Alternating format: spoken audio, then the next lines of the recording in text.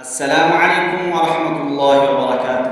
M بابو تنولی اپنے دیکھنے سننے چاہنے والوں کے لیے ڈھیر ساری دعائیں لے کر حاضر ہے۔ اے رب کائنات، میرے تمام دیکھنے سننے چاہنے والوں کو غیب کے خزانوں سے وسعت والا رزق عطا فرما۔ ایم بابو تنولی اسلامک اسٹوڈیو سے آپ کے لیے باقاعدہ سبکن قرآن بھی لے کر حاضر ہوتا ہوں، قرآن پڑھاتا ہوں روزانہ کی بنیاد پر، اور اسی طرح وظائف مسائل لے کر بندہ ناچیز حاضر ہوتا ہے۔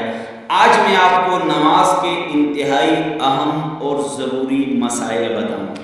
نماز کے انتہائی اہم اور ضروری مسائل بتاؤں گا۔ سب سے پہلے مسئلہ یہ ہے کہ ہر رکعت میں کیا آپ سورہ اخلاص پڑھتے ہیں، سورہ قل هو اللہ احد پڑھتے ہیں؟ تو کیا آپ کی نماز میں کوئی خلل آتا ہے، نماز کے اندر کوئی خرابی آتی ہے؟ تو مسئلہ سن لیں، اچھی طرح یاد کر لیں۔ اگر آپ فرض نمازوں میں ہر نماز میں آپ کو اور صورتیں آتی ہیں لیکن اس کے باوجود آپ سورہ اخلاص پڑھتے ہیں تو یہ بہتر عمل نہیں ہے۔ اس کو علماء کرام نے مکروہ تنزیہی لکھا ہے۔ اگر اور صورتیں آتی ہیں اس کے باوجود آپ سورہ اخلاص پڑھتے ہیں فرض رکعتوں میں تو یہ مکروہ تنزیہی ہے، بہتر عمل نہیں ہے۔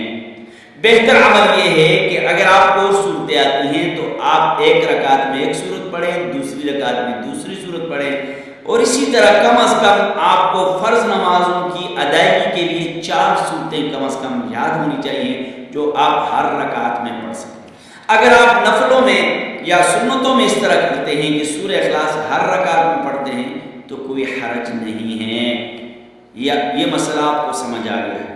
دوسری بات کہ آپ نے نیت باندھنے کے بعد آپ نے سورہ فاتحہ نہ پڑھی، سورہ فاتحہ آپ نے نہیں پڑھی بلکہ آپ نے کوئی سورت پڑھ لی، تو اس صورت میں آپ کیا کریں گے؟ اس صورت میں آپ کیا کریں گے؟ اب اس صورت میں یہ ہے کہ سورہ فاتحہ نہ پڑھنے کی وجہ سے آپ پر سجدہ سہو لازم ہے، آپ پر سجدہ سہو لازم ہے۔ اس نماز کے وقت کے اندر آپ سجدہ سہو کر لیجئے۔ اگر آپ نے سجدہ سہو نہیں کیا نماز کے وقت کے اندر، آپ نے نماز کو لوٹانا ہے۔ اگر نہیں لوٹا سکے تو آپ کی یہ نماز بہت نقصان کے ساتھ ادا ہو گئی، بہت نقصان کے ساتھ ہوئی۔ مسئلہ سمجھ آ گیا آپ کو؟ پھر سمجھا دوں۔ اگر آپ نے سورہ فاتحہ نہ پڑھی، سورت ڈائریکٹ پڑھ لی، تو آپ کے اوپر سجدہ سہو لازم ہے، آپ سجدہ سہو کر لیں۔ اگر آپ نے سجدہ سہو نہیں کیا، آپ نماز کے وقت کے اندر نماز لوٹا لیں۔ اگر نماز آپ نے نہیں لوٹائی تو یہ نماز آپ کی خسارہ اور نقصان کے ساتھ ادا ہو۔ ٹھیک ہو گیا۔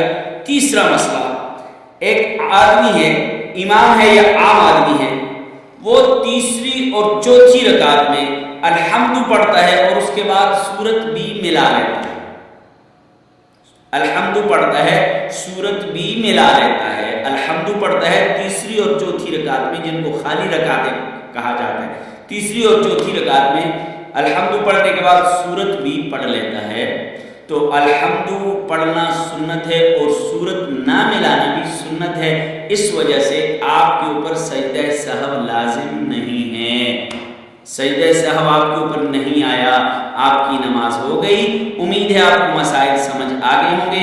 اگر میرے پیارے پیارے بھائیوں کو سمجھ آ گئے ہیں تو اس ویڈیو کو دوسروں تک ضرور پہنچائیے، شیئر ضرور کیجئے، دوسروں تک ضرور پہنچائیے، اور میرے یوٹیوب پر اگر آئے تو یوٹیوب چینل کو سبسکرائب کیجئے، گھنٹی والے بٹن کو دبائیے۔ اگر فیس بک پر آپ کو یہ ویڈیو ملے، آپ میرے فیس بک پیج کو فالو کیجئے اور دوسروں تک پہنچائیے۔ السلام علیکم۔